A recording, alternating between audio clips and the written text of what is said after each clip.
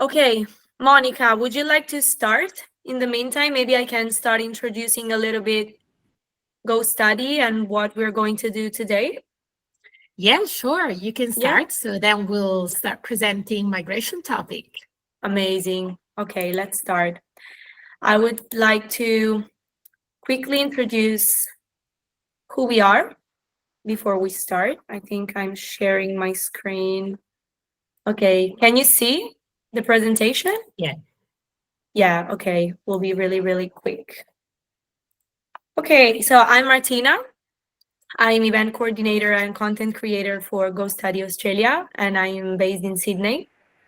And today I'm hosting this event with Monica Gasparotto from Auto Migration, and she will explain a little bit to you the 482 and 485 changes. Um, but before we start, seeing that this webinar will be in English, if you would like to have the subtitles, you can activate them, and I can show you an easy way to do that.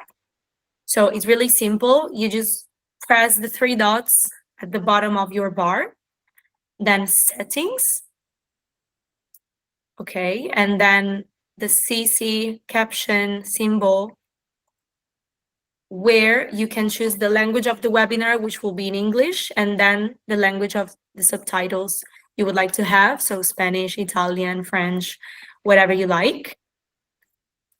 And that's it. Really easy. So maybe it's easier for you to understand what we are saying. And now, for whoever already joined, I would like to know why you're here. So try to have a reaction, to press an emoji depending on the reason why you're here. So you're curious about your visa option, you're confused by the process, or ready to take action.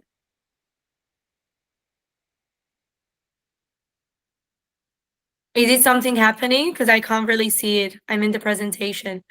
I asked for help. Okay, I could see a little heart coming from Fanny. Okay. So I guess it's curious about his options. Okay. Let me just check if any other joined the meeting. Not yet. Okay, we go on. Okay, so I may share the presentation then. Yeah, I would like just to say something about Go Oh, okay. Study. Yeah, Sure. just a quick introduction. We are an education agency and with more than 18 years of experience. And we've helped more than 42,000 people making their OC experience and dream a reality. So it's a lot. And we have teams everywhere spread in the world. So for example, I'm based in Sydney, but I have colleagues in Spain, in Italy, in Chile, in Mexico, and even in other cities of Australia like Perth, Brisbane, Gold Coast, Melbourne. So we are literally everywhere. So depending on where you're from, you can have support for your study, your work, travel experiences, and life adventures. We're not only an agency, we are part of a big group called Nexted. So we can offer stability, trust, and expert support to everyone that would like to rely on us. We can offer help and support before you come to Australia, giving you personal advice, helping you in choosing the city where to come or the course to take, the school course, because we are in partnership with a lot of schools. We can help you with your visa, with your accommodations, or just to make a SIM card, everything you need. And of course, we will give you support here in Australia. Uh, most like part of you already knows because I think we all are in Australia now, everyone that's joining this webinar. So we help you with the first steps through the welcome session. We give you support through job newsletters. I make these newsletters for you, so I always try to do my best to meet your needs depending on also what you share with me in the welcome sessions. And we try to build a community through events and trip experiences. and I'm in charge of events as well. So we try to provide the best service we can in all the territory. And of course, our relationship doesn't finish in Australia, because if you decide to come back home or to change your path, you can stay in touch with us, becoming an ambassador or gaining specific certifications or planning new adventures through us, or joining the team to helping us making the job. And yeah, that's basically everything about us.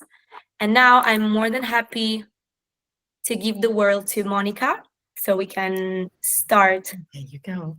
this webinar with her. Thank you, Monica. Okay, you're welcome. So guys, just let me quickly share the presentation with you.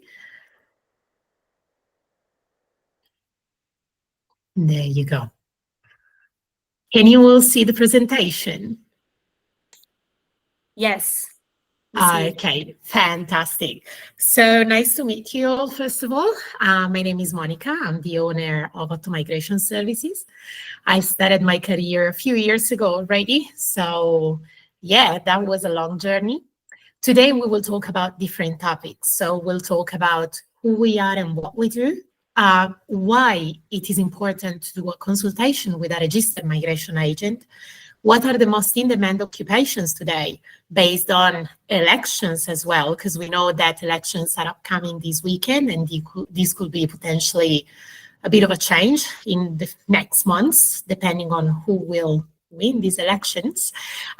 We'll also understand why studying is important, the temporary graduate visa, so the subclass 485. We'll see how the sponsorship visa works and how the skill visa works. And then we'll talk about a little bit the latest news, and we'll leave you a bit of space for question and answers. So in case you have some questions related or not related to what we have spoken about today, obviously we can't go in super details, but I will try to help you with any questions that you may have. So if you're ready, I'll just proceed. So who are registered migration agents? Some people get quite confused these days because obviously we are in the social media era where everyone can actually speak. But when you talk with a registered migration agent, you will see a little number just next to its name, which is the MAR number. That means that the person is holding a license to provide legal advice regarding all visas in Australia. And that's really important because migration agents are really specialized in providing legal advice. So you must be careful to always make sure to see the MAR number next to the person name if you're attending a consultation. Now, what we actually do at Auto Migration or as registered migration agents, well, what we do is basically consultations, obviously, because we need to understand our clients' situation specifically. So these consultations are really useful because the person will provide their documents, resume, study careers, what they have done in the past. So basically, we analyze every single detail of what you have done in the past, and we'll try to make sure that you follow a pathway that will eventually provide you the access to the permanent residency, if that's your goal, obviously. We also provide help with skill assessments, which is the recognition of your previous skills and work experience that you may have undertaken in Australia or even in your home country. We obviously apply for visas. So we apply for a multiple ranges of visas, such as family visas, work visas, permanent residencies, citizenship applications. And sometimes we also do court appeals because we know that it may happen that a visa is refused, so we can help you to appeal that decision from the Department of Home Affairs. We also study the pathways, which are aimed to permanent residency, as I was mentioning before, citizenship applications. We can certify documents and forms because we are authorized certificators. We do provide some recognition of prior learning help, official translations with NATI, and health insurances. So let's say that our help starts from when you need a certain visa type, which is not a student visa, and it ends when you basically can have your citizenship application lodged. So we can help you from nearly your arrival until your permanent residency or citizenship application is decided.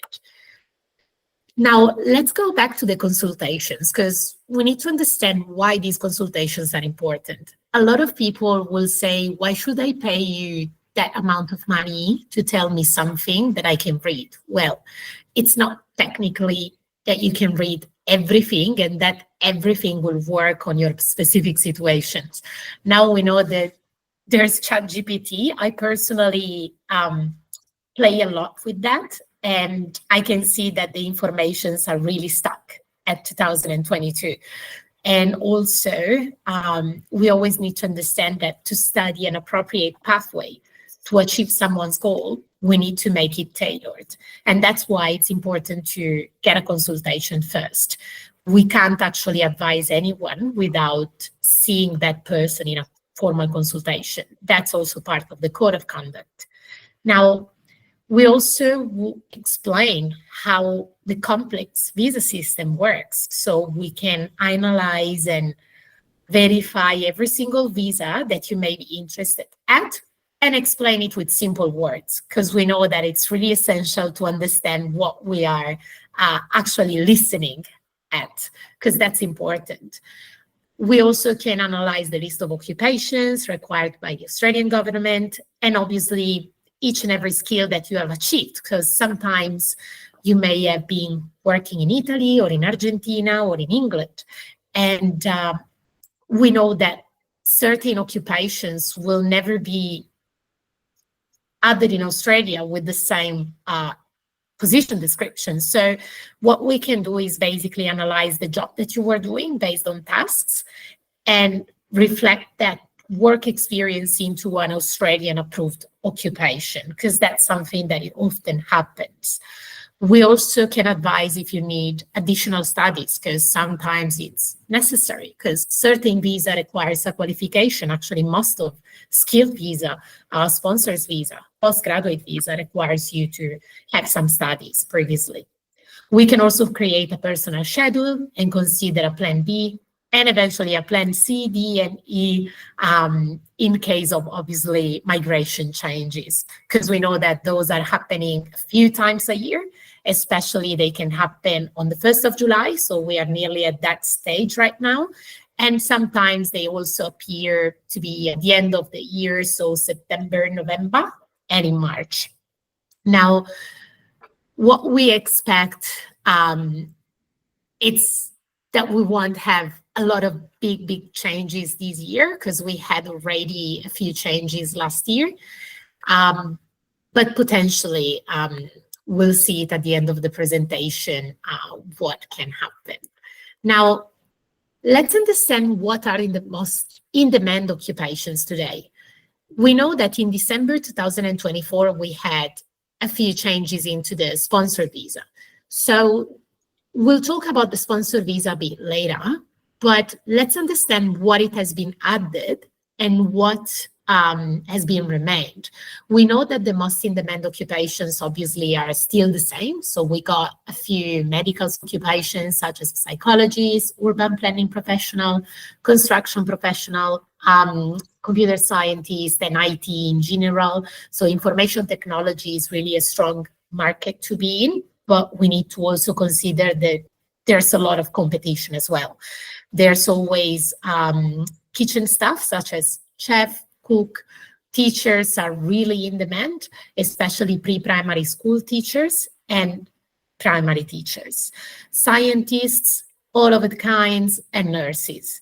Now, on the 6th of December 2024, obviously together with the occupations that have been stable in the list since many years already, such as the one that we just mentioned, we need to also have a look at the weird occupations, at the occupations that we didn't expect to really see on a migration list, such as a tour guide, horse trainer, shoemaker, dental hygienist, travel consultant, beautician, which includes also nail technician, insurance agent, journalists, and also hotel staff, which is including as well housekeeping supervisor. Now, All these occupations are not just allowing us to be sponsored by an employer, but they will also allow us to apply directly for the permanent residency in certain cases. So if you have the necessary work experience and the necessary tools that you have achieved up to date, you can also skip the sponsorship part and be directly nominated for the permanent residency. We'll see, obviously, in a little bit how that works, because it seems easy, but it's actually quite complex. But it was good to see at least a few of these new occupations. In total, for the sponsor visa, right now we have 456 occupations, which is not that bad, hey? There's a lot. So let's understand from the beginning, how do we create really a pathway to stay in Australia? Well, one of the first steps, which can be nearly for everyone, it is studying. But why studying sometimes is really important and essential? Well, with certain studies, we can access to a visa type, which is the subclass 485, so the postgraduate visa. The temporary graduate visa is a visa that obviously has two different streams, as we can see. So we have the post-higher education stream, which lasts for 2 years or 4 years if you study a PhD. Or it can be a post-vocational education work stream, which lasts 1 year and a half. Now, this visa is a really good option in reality, because this visa comes after a student visa, and it will allow you to work full-time and gain the necessary work experience. What I've noticed as well from many consultations that I had over the years is that people on a 485 visa will be employed much quicker. So when we talk about certain roles, for example, let's say that we are working in an office. We may be a marketing specialist, a content creator, we can be a tour guide, as we said before, now that can be sponsored. We can be an accountant. So if we are on a student visa, certain jobs can be possible because the student visa is a long visa. Obviously, it allows you to work part-time, and that can be tricky for certain roles, such as a civil engineer, because that work will probably be full-time at the end of the day. But the postgraduate visa helps you because it's full-time, and it is for a year and a half or 2 years from the date that the visa is granted.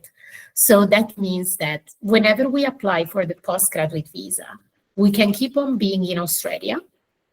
The visa will get processed, and the processing times right now are quite extensive. So that means that we may wait for the postgraduate visa to be granted for 6 months, 4 months, or even 8 months sometimes. And then when you guys get approved a postgraduate visa, you can have an extra 2 years or 1 year and a half. And that's really a good opportunity for you to try a skill visa pathway, try to find an employer that can sponsor you, or try to understand whether Australia is the place that you want to be, because you never know. You may also change your mind at the end of the day. But this visa is a great opportunity. So what should I study to get that postgraduate visa? Obviously, there's many courses, but we want to make a bit of a resume of what we can actually study. Technically, there are 2 ways to get the postgraduate visa. We may study a higher education course to get a postgraduate visa for 2 years, and that's including the bachelor's degree, master's degree, and PhD. Now, we know that certain courses, which may be a bachelor degree or a master degree, are expensive, but they are quite essential if we choose certain occupations. Because, for example, I'm not sure how many of you have a basic understanding on how the occupations in Australia works. But when we choose an occupation, we also need to assess at which level this occupation is recognized by the government. For example, if we are a marketing specialist, we must have a bachelor degree as a minimum qualification level. We can't apply for a sponsor or try to be invited for a point-tested visa without a bachelor degree. A diploma is not sufficient. Or for example, if we are an accountant, we always need to have a bachelor degree. If we are a logistic manager or a supply chain distribution manager or other sort of managers, a scientist, an engineer, we always need to have a certain level of education. So bachelor degrees sometimes are kind of essentials if you don't have one already. And it's really important that the bachelor degree or the master degree that you choose is related or closely related to the occupation that you have chosen. So let's say that if we have a bachelor in marketing, it's not really useful for you if you want to be sponsored as an accountant. So it's really important to assess very carefully the course that you are choosing. The second option to get the postgraduate visa is with trade courses. Trade courses can be various, so there's many of them. There are kitchen management plus diploma of hospitality management, carpentry, bricklaying, painting, tiling, automotive, and other trade courses. And then we have civil engineering design. Now, let's say that I had many clients that told me, hey, I'm studying diploma or advanced diploma in information technology. Can I apply for the postgraduate visa? The answer is no.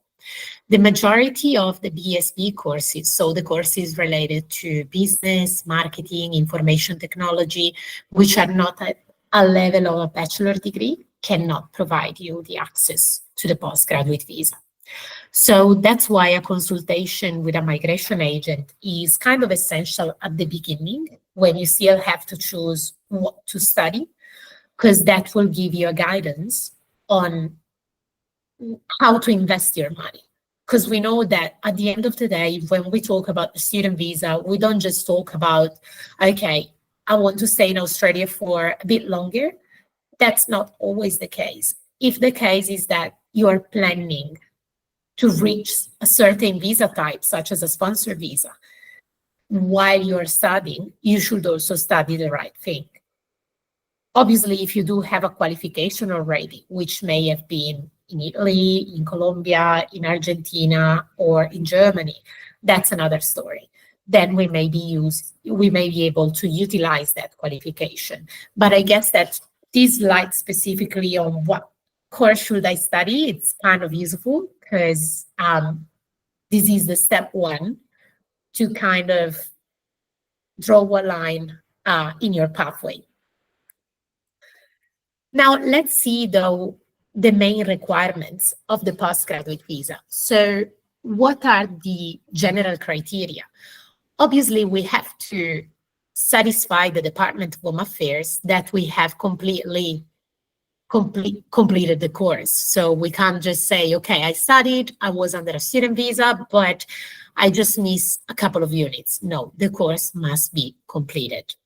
We must also have an IELTS test or a PTE test successfully passed. We also need to have an appropriate health insurance, and if we can have no pending charges or criminal records, that would be amazing.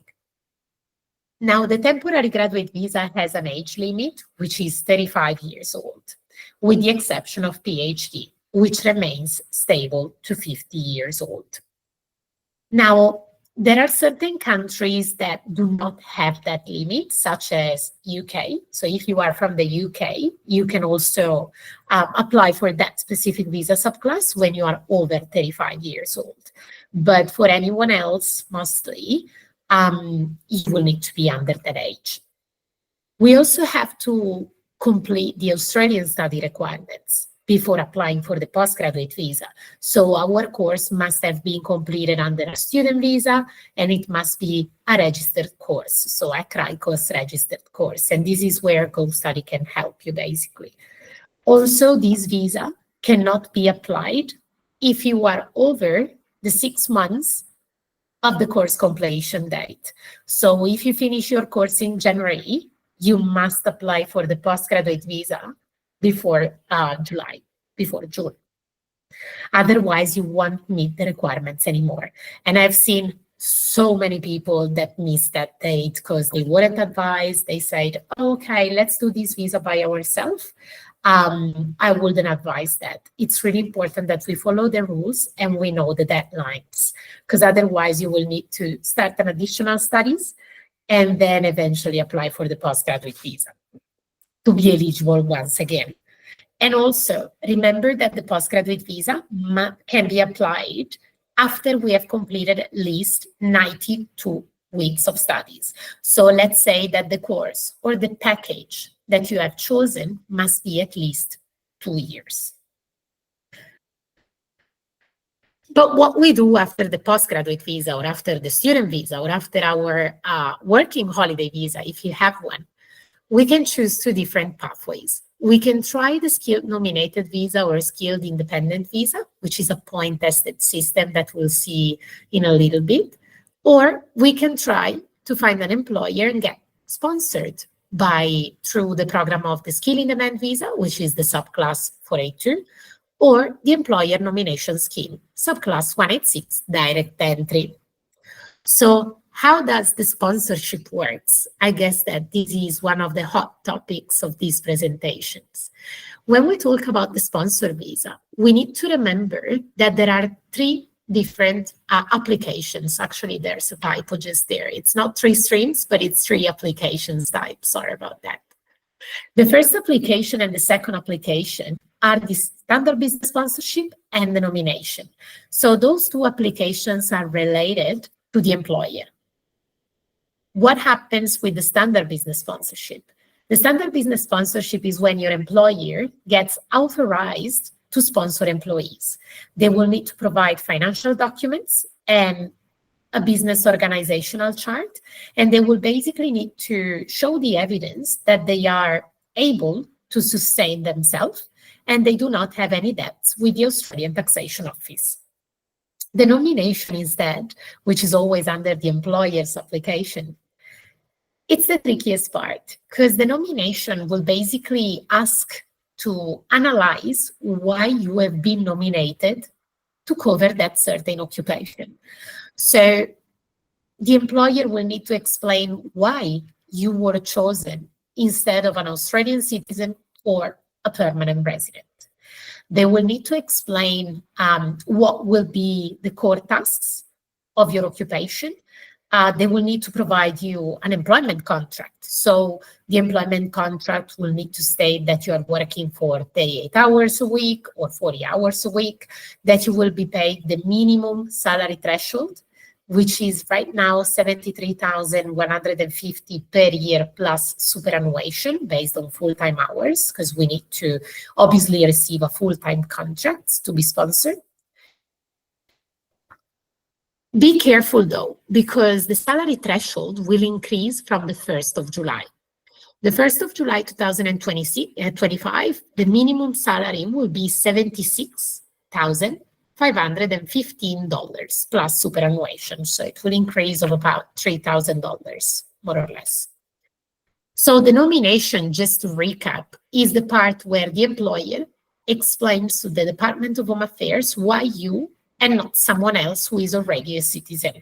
What do you have more than those people? Why are you skilled enough to cover that occupation? Why they couldn't find anyone by posting advertisements, by researching in the local workforce? So it's a really, really important application. Once we have lodged a nomination, we can finally go and apply for your visa application. So what do I need to demonstrate as a visa applicant in order to be sponsored? We need to basically satisfy 3 main criteria. 1, we need to have a valid English test. So usually we talk about IELTS, and we need to have a serial result of 5. If you're understanding this presentation, you shouldn't have any issue. 5 is quite basic. Obviously, the 5 in each band must be completed. So you need to have 5 in reading, 5 in listening, 5 in speaking, and 5 in listening, whatever I missed. We also need to have, as I mentioned before, while I was talking about student visas, we need to have a relevant qualification. The qualification is also a bit tricky to understand because we need to have the right level of qualification. So a bachelor if the occupation requires a bachelor degree. We need to have a diploma if the occupation requires a diploma level, or if the qualification is a certificate for, means that the occupation requires a certificate for only. So we always need to assess that the qualification is coherent. So if I'm an accountant, I have a degree in accounting, and it is at the right level. We also need to have 1 year of work experience full-time in the last 5 years. What does it mean? It means that our work experience can be of 1 year. And if we apply for a sponsor visa today, which is the 2nd of May, 2025, our work experience can be counted since 2020. So in the last 5 years, we need to have at least 1 year of work experience. Many people here would ask, in Australia or even in Colombia, Italy, or whatever else, everywhere in the world, it's not important where you have gathered that work experience, but the work experience must be in the last 5 years, and it must be relevant to the occupation that we have been nominated. So for example, if we are, again, our friend accountant, we need to have 1 year of work experience as an accountant, which can be in Europe, in Latin America, in Asia, wherever you have worked, and in the last 5 years. How do we provide, though, the evidence that we have that work experience? So what the case officer will look at? The case officer will look at payslips. So we need to make sure that the occupation on the payslips is reflecting the occupation that we are getting nominated for. Or if the payslips are blank, that's perfectly fine. If we have worked in ABN, so sending invoices, we need to demonstrate that we have all of those invoices, the bank account we received the transactions, or eventually, as a plus, a tax return. So when you guys do the tax return in Australia and you are in the process of being sponsored, or you are seeking for an employer to sponsor you, always make sure that you complete your tax return with the relevant occupation that you have chosen. Because I've seen many people who were restaurant managers or when that was possible, and they had done the tax return as a waiter. That's not good because we can't utilize that document because it says something which is not coherent with what we are saying. So always make sure that every single piece of document that you collect over the years is collected smartly. That's really, really important. Now, we always talk about work experience full-time, but what if I worked under a student visa for 20 or 24 hours per week? That's completely fine, but we will need 2 years of work experience in this case. So casual experience count, if it continues, it can be part-time casual or full-time casual. It can be part-time only. It can be by ABN on a full-time or part-time basis, or full-time. We just need to remember that it's 1 year full-time, 2 years part-time. Now, when we receive finally our sponsor visa, the visa will last for 4 years, usually. The employer can also decide to get this visa for only 3 years, for example, because they pay a little bit less. But that doesn't matter, because after 2 years that we are working under that occupation, as a sponsored applicant, we can be nominated for the permanent residency. This visa is the 186 transitional stream. Now, someone here will ask, what if I get nominated for the permanent residency and then I get fired or I'm just started? Can I leave my job? No, stay there until the permanent residency is approved. And technically, you commit to work for an extra 2 years for your employer. Obviously, life can be unpredictable, but usually the legislation says this. To date, there is no age limit to be sponsored. So we can be sponsored at 45, 55, 35, 25. Yes. The problem is that when we are approaching the permanent residency, there's an age limit of 45 years old. I'm not sure if there's someone over 45 years, but eventually in some regional areas, we are allowed to be nominated for the permanent residency after we have 45 years old, maximum 55 though. So we have an extra 10 years gap where we can work on our permanent residency. We mentioned as well before that there's this 186 direct entry. I just want to quickly talk about that because I can see some confusion many times. The 186 direct entry relies on the same list, occupational list of the sponsor visa.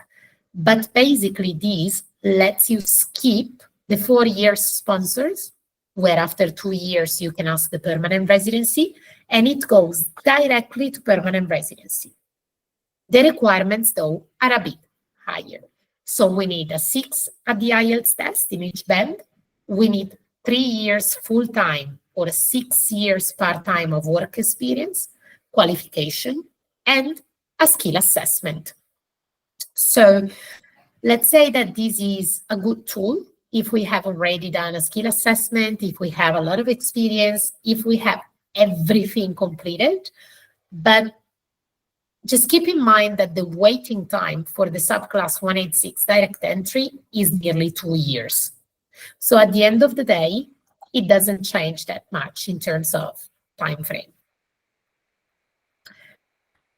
Now, let's talk about the point-tested visa. So the skill visas, I can see that most of people are quite confused about this topic, and I like it because it's what I call a lottery. So the skill visa subclasses are 3, 189, 190, and 491. What are the common criteria for all these 3 visas? First of all, they are point tested. That means that we need to satisfy the requirement of having at least 65 points. But how do we get those points? What having points means? Having the points means that our age, English level, qualification, work experience, our partner, if we have a partner, work experience as well, the work experience overseas, everything can give us or do not give us points. The minimum points that we need to have to jump into this system is 65. Let's say that a person who is between 26 and 33 years old will have 30 points just because of their age, and that's the maximum. If a person has 8 in each band of the IELTS test, will get 20 points. If a person has 7 in each band of the IELTS test, this person will get 10 points. If the person is just having a 6 in each band, then in that case, the person will get 0 points. That's important because we can see that a person that satisfies English with a maximum amount of points, plus as, let's say, 29 years old, will get 50 points just because of her age or his age and the English level that the person has. Now, let's not go in that detail, but we also have to have a skill assessment. The skill assessment is an assessment of your competencies, work experience, and qualification. Skill assessment authorities are private companies. Those companies are basically eligible to assess only certain occupations. We have many skill assessment authorities. We have Australian Computer Society, VetAssess, Trade Recognition Australia, Engineers Australia. All of those companies have different requirements, and they are not the same of the Department of Home Affairs. So this is where things get a bit more complicated. Let's say that we have 65 points or more. We have a positive skill assessment. We have done it. We have passed it. We have our piece of paper. What are the steps to be invited to apply for the skill visa? We need to apply for an expression of interest, which is basically detail to the case officer that we have this amount of points, they are over 65, and this is how I got them. We need to be under 45 years old at the time of invitation, which is really important. There's no exemptions in here. So let's be absolutely careful to lodge our expression of interest much before that date. And as I said, English is another huge requirement because English can give us a lot of points or 0 points if we have just 6. What are the key differences between these 3 visa subclasses? Let's look at them in depth. Now, the subclass 189, which is the first visa we will talk about, is the skilled independent visa. There's no sponsorship required, there's no specific location requirement, and it is a direct permanent residency. Obviously, the processing priority is a bit lower. What does it mean that there's no sponsorship requirement? So what is the actual time that we are applying for the skilled visa in general? When we look at this big lottery, as I said, we need to have positive skill assessment, lodge an expression of interest, which is not a visa. It's just us explaining how many points we have and asking to the government, so the Department of Home Affairs in the case of subclass 189, to the state, talking about subclass 190, or to the region for subclass 491, to be invited. It doesn't necessarily mean that we will receive an invitation. We just purchase the ticket. This will need to be done while we have a valid visa. So this is not a visa application. This ticket will allow you to stay there for 2 years into this system.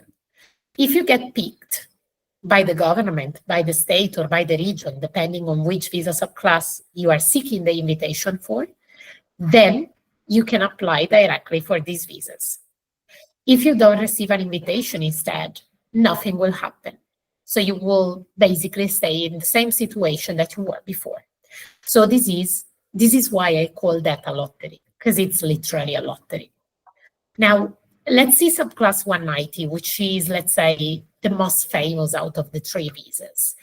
We must be nominated by the state of the territory.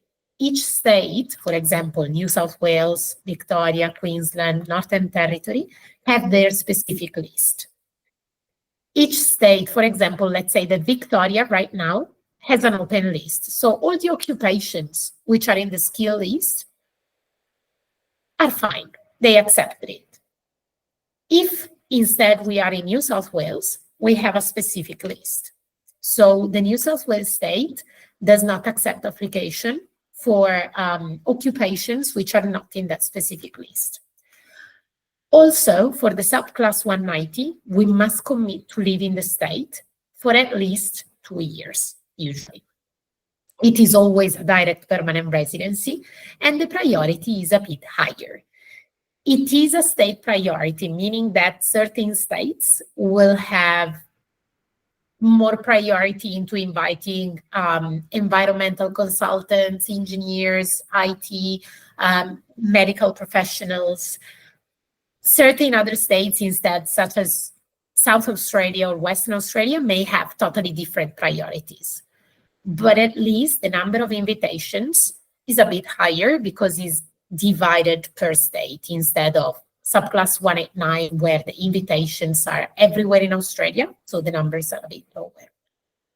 We then have our small brother of the skilled visas, which is the subclass 491. The subclass 491, it's actually not a permanent residency. It is a provisional visa, so a temporary visa. You must be nominated by the state, territory, or a family member. It's not easy as you may think, so let's not run to our family members straight away. They must meet certain requirements, and the invitations are kind of literally 0 on that specific stream. We must live and work in a designated area, in regional area, for 3 years when we get invited for that visa. So we get invited, we apply for the subclass 491, we receive a 5 years visa. We need to work in our nominated occupation for 3 years, and then we can apply for the permanent residency, which is the subclass 191. I will call this visa stream a self-sponsor, more or less. The priority is higher, so regional areas are always prioritized. It's not a visa that I will advise to everyone, especially to the ones that do not really want to work in the occupations that they're nominated, because trust me, there's many. If I can get an invitation for subclass 190 or 189, I will get that. But let's always remember that this visa, it's not certain. It's not something that will happen. You may be lucky and be invited. You may never be invited. And that's why we always want to consider plan A and plan B. If we have the skills to try and get an invitation on these visa subclasses, I will do it. But meanwhile, I will not stop to look for a sponsoring employer. Because at least if you don't get invited, you are anyway working towards the permanent residency. Now let's see a bit of a recap of what was happening in the past 6 months. We have now the 482 visa, which is having just a single list. It also includes the occupation for the direct entry. We don't have any more short stream, long stream. Everything is just single and nice. And also the work experience was reduced from the old 2 years to 1 year full-time, or 4 years part-time to 2 years part-time. The skill visas, we are expecting this to change a little bit. We are not sure when these will be implemented, but we know that there will be an update regarding the occupations. There will be an update regarding the score calculation. Let's say that this depends on the election. As I was saying, elections are a big question mark because Albanese has already kind of planned the migration system. So I know nearly certainly that he will revise this system. If, for example, he will not win the elections and Anton or someone else will win the elections, there may be a further revision of other visa subclasses as well, because we know that every minister has their own vision. So finger crossed that we have good news, which can be one or the other candidate. I don't care, as far as they provide clear guidance on visas, I'm happy. Temporary graduate visa and visitor visa holders will not be able to apply for student visas while in Australia. So let's be careful about this one, because right now, if you study, you get your postgraduate visa, and you didn't find a sponsor, you didn't got invited for a skill visa application, and you want to stay in Australia and apply for a student visa, you can't do that anymore. So you will need to leave Australia and apply for a student visa from overseas, which can be your home country or a holiday temporary country. But let's be careful that whenever we are reaching the temporary visa, the temporary graduate visa, we are utilizing that time 100%, because it's really important. Now, Martina, thank you so much for having me, and thank you guys for listening at my presentation. That was quite long, actually. I just realized that. Thanks to you, Monica. It was really precious webinar, and with a lot of insights. And this webinar has been recorded, so we can also upload it in our YouTube channel and send it to everyone who wasn't able to join. Or you can rewatch it if you would like to, I don't know, listen again to some useful insights from Monica. So thank you so much, Monica, for You're this. very welcome. Is someone having any question at all? I got the last 3-4 minutes. See. Yes. You can raise your hand or just type the question Elena in the chat if you like.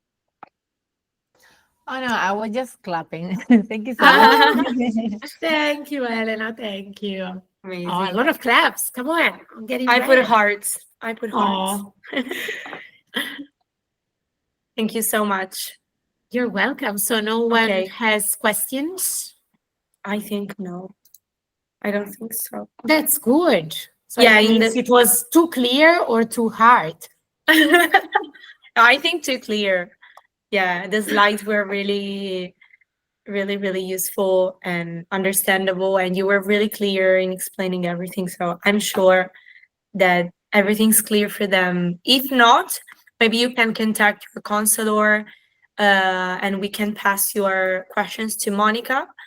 But yeah, I think that if you rewatch the webinar, you can easily find the answer to your questions because Monica was really clear. Okay, so thank you so much for hosting me, Martina. Thanks a lot to you for your availability, and thank You're you very for everyone welcome. for participating to the webinar. Yes, thank you Okay. so much for having listening at me, and I wish you a lovely weekend because it's Friday. In It's Sydney, Friday. it's raining, but it's Friday. Yeah. Thank Have a you. lovely weekend, guys. Bye. you. Thank Bye. you. Bye. Thank you. Bye. Thank you. Bye.